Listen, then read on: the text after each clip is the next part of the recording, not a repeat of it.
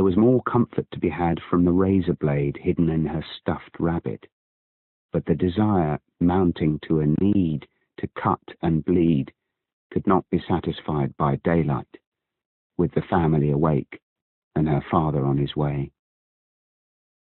The dark lake of desperation and pain that lived in Sukhvinder and yearned for release was in flames, as if it had been fuel all along.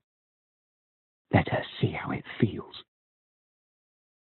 She got up, crossed her bedroom in a few strides, and dropping into the chair by her desk, pounded at the keyboard of her computer.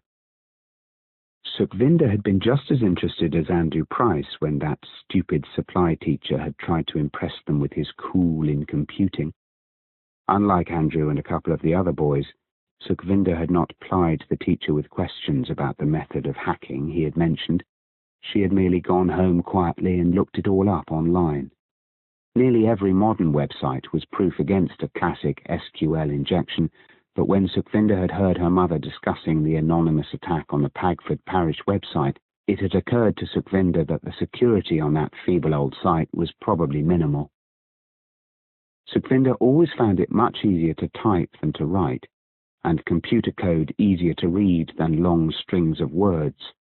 It did not take very long for her to retrieve a site that gave explicit instructions for the simplest form of SQL injection.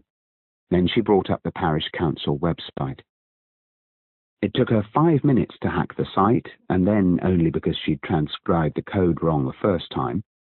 To her astonishment, she discovered that whoever was administering the site had not removed the user details of the ghost of Barry Fairbrother from the database, but merely deleted the post.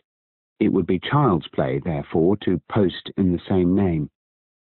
It took Sukhvinder much longer to compose the message than it had to hack into the site. She had carried the secret accusation with her for months, ever since New Year's Eve, when she had noticed with wonder her mother's face at 10 to midnight from the corner of the party where she was hiding. She typed slowly. Autocorrect helped with her spelling. She was not afraid that Parminder would check her computer history.